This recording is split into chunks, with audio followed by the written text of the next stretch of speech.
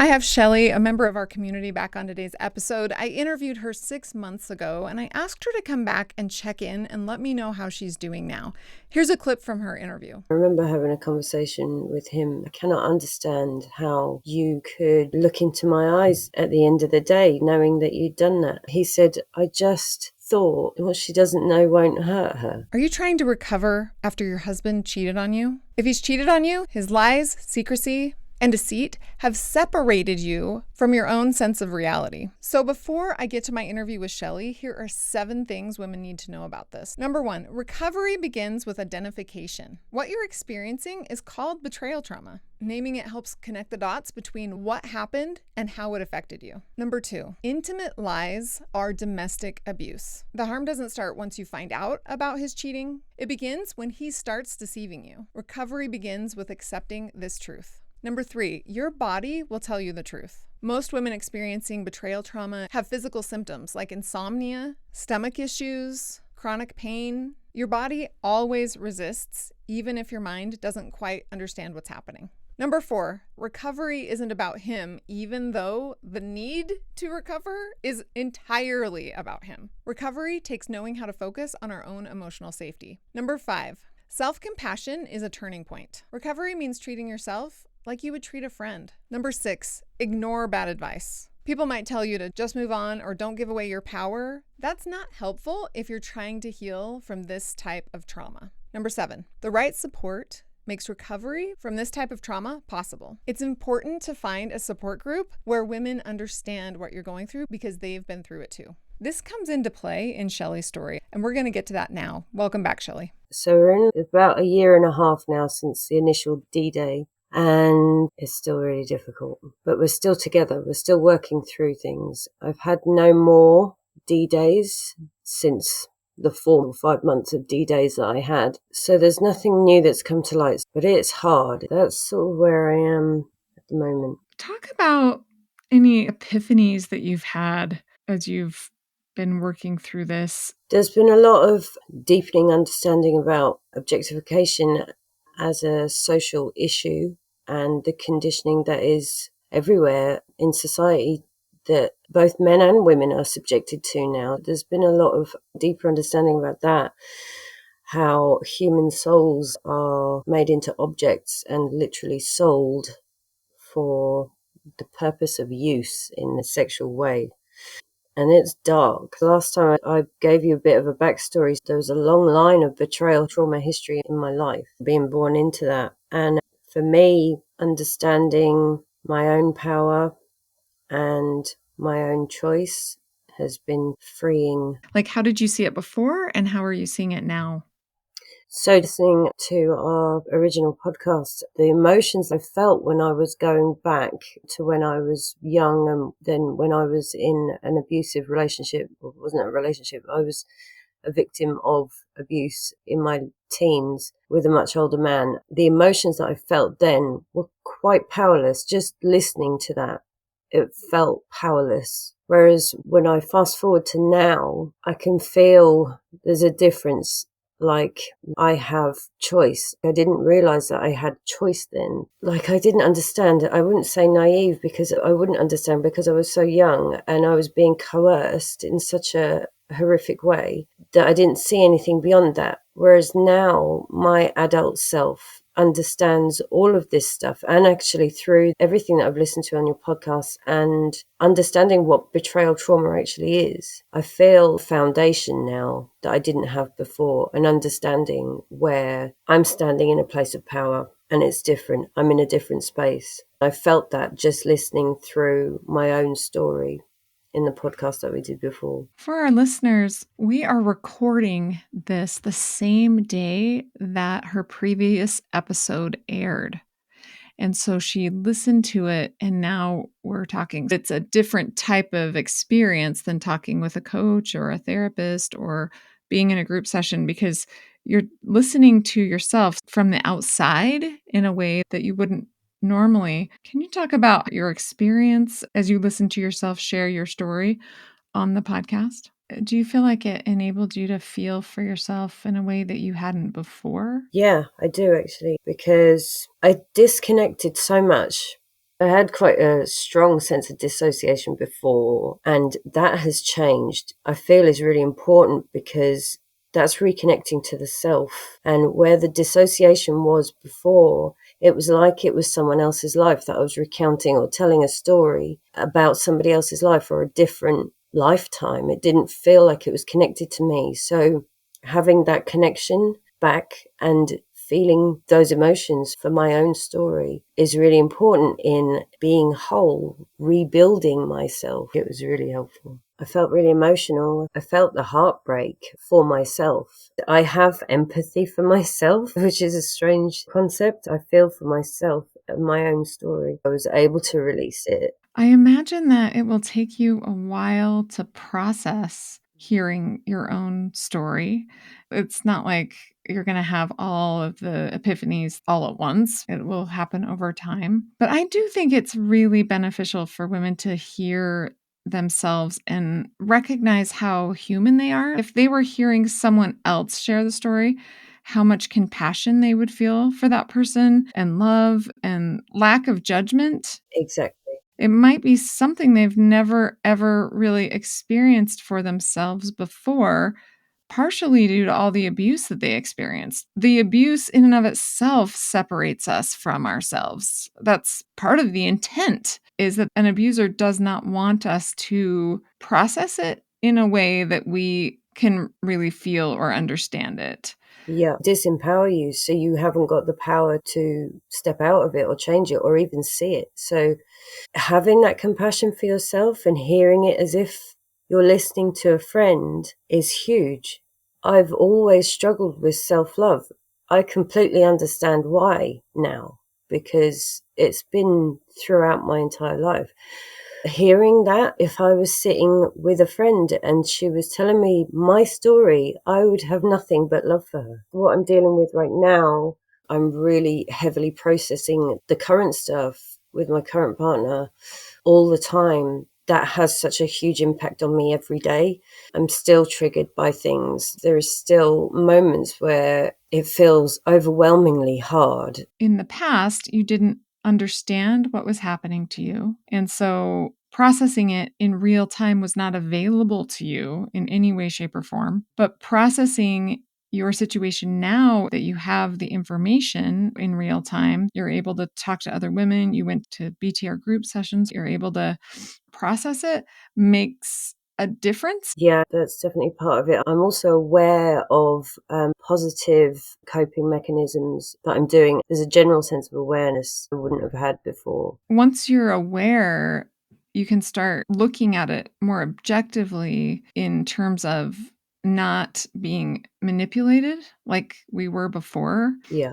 Which helps us make better decisions in the long run. It takes a minute to figure out how we feel and what we want to do. We're just a lot more capable of making decisions that are in our best interest when we have this type of information. It's just impossible without it. Yeah, it's like being in a dark room with a blindfold on and then suddenly walking out into the light and seeing everything for what it actually is. How has that felt, being able to see things for what they really are? It's liberating. I'm glad that I see now, but it's a painful process. I wouldn't change it. I think some women, and I was one of them, want to unsee it a little bit because it is so painful. But once you see it, you can't unsee it. And so there isn't anywhere to go but forward. Yeah, I understand wishing to unsee it. I can totally get that because it's such a traumatic thing to go through. I'm glad that I'm not living in the dark anymore. I'm glad that I'm not living in an illusion that I thought was this perfect fairy tale in my head. I would never want anyone to go through this, but I'm glad that I'm now living informed as to who I'm with and where I am. The Living Free workshop is intended to help women see the truth. Yeah. It doesn't give any instructions in terms of like, pack a bag and move out. Nothing like that. It's more safety principles and how to get enough space to observe. Yes, I love the group sessions, feeling that connection with people, seeing the same faces, feeling a a familiarity with the coach. Each coach had a different sort of energy and beauty about the way that they were able to hold the space. So I found that really helpful. I remember in one of my shares talking about how this has affected me and my self-perception, my physical self-perception. I basically started to starve myself because all of the women that he was looking at, that he disclosed, they were all thinner than me. Some of them were younger than me. Some of them were actually older than me. But I started to really look at myself. I had very low self-esteem anyway, but this just completely smashed any esteem that I had about myself. And getting beauty treatments, anything that I could just to feel better physically. And in this one particular group, I shared that. Many of the women started to cry and could completely understand, completely resonated with what I was saying. I found that so devastatingly sad that this is one of the consequences from their behaviour, their choices, is the way that we internalise or think that it's because of us. It all boils down to that belief, I'm not enough. Having that connection, not feeling alone, not feeling like I'm the only one that's doing this. That was powerful, but equally heartbreaking. Actually, across the world, this is something that is happening to women after experiencing something like that. I think it really brings it home that it's not about us. And to see that so many women have been exploited in that way, manipulated in that way, is so heartbreaking to realize how systemic it is. Yeah. My partner, I remember having a conversation with him. I cannot understand how you could look into my eyes at the end of the day, knowing that you'd done that. He said, I just thought what she doesn't know won't hurt her. That is the root of the pain in between, the damage that's caused in a relationship, keeping anything, not having transparency. That as soon as you're doing something that you know is going to hurt your partner, you're hurting them already. Right. Whether they know it or not. And just the absolute lack of understanding that not giving your partner a choice, using deceit is abuse, it's control, it's harmful, and you're already hurting her if you're not giving her a choice in her own life. Exactly. I did not know who I was with. I had the image of who I thought he was, who he was saying he was. I did not know the person that I was with. I didn't have free choice in that. Exactly. And for any man to think that sounds okay is horrifying. I don't know of anyone here at BTR. I guess there could be women out there who feel this way, but I don't know of any woman at BTR who would feel comfortable thinking that her husband didn't know, unless it was for her own safety. Save some money. Classic domestic abuse escape strategies. Women in general who are victims of abuse, before they understand that they would feel bad thinking that their husband didn't know something that he needed to know. I think that's why it's just so incomprehensible to us that somebody would have made these choices for us and completely disrespected us in this way. It's dishonoring someone's soul that you're professing to love. Now, that is not love. It's dishonoring me, betrayed me. There was lies about other things as well. There was lies about money. It's not honoring the person that you love. And I can't consolidate those two things in my head or in my heart, because if I love someone, then I'm going to honor them, and I'm going to honor them by not doing things that are going to hurt them. If I know that I'm going to hurt that person, I won't do that. I'm so sorry about everything you're going through. The time you're in right now is so difficult, trying to sort out what to do next. Yeah, I'm still on high alert a lot of the time, which is exhausting. I was diagnosed with fibromyalgia, and I rid myself of the constant pain and fatigue and was living my life in a happy space. So since all of this came out, all of the symptoms of fibromyalgia flared back up again. If anything else came to light, that would be it. I wouldn't be able to physically do it. I wouldn't be able to physically or emotionally stay within the relationship, because I have nothing more that I can possibly give beyond what I've already given, beyond what I'm giving now. I'm not relaxed. I can't just relax. That's absolutely understandable. It's logical, isn't it? If someone can spend so many years lying to you, there's always a chance that they're going to do that again. I still am not in a place that I can say I fully trust him. My mind is still trying to protect me. My mind is still questioning. My mind is still on high alert. And I don't know, however long that takes, what that's going to look like. I'm interested to see what you think of living free, because the intent was to help women feel like they don't have to work so hard. Because I'm hearing that in your voice, this exhaustion of the process of seeing if he's going to make the right decisions. So the Living Free workshop was intended to reduce that burden and help women observe so that the weight of the burden is all on him and not on us. I definitely feel it. I'm definitely carrying it. So the strategy of living free is learning to give ourselves enough space so that we can live our lives, be peaceful and happy, and observe and not carry the weight of it. If you're willing to come back and share your feedback, very much would like to do that. Let me tell you a little bit about it so you're not overwhelmed. The workbook comes with it. You can print it. I do recommend that women buy it on Amazon. I wanted to be able to see the 2-page spread layout, which you don't really get to see if you print it on your own printer. But anyway, the Living Free workshop is 55 lessons. They're very short videos. Most of them are 3 minutes, and the shortest one is 30 seconds. So it's tiny 3-minute increments to be able to process it. The longest video is 6 minutes long. There's only one that's that long. There's a question underneath, and if you don't want to answer it, you can just push an X and push enter and go to the next thing.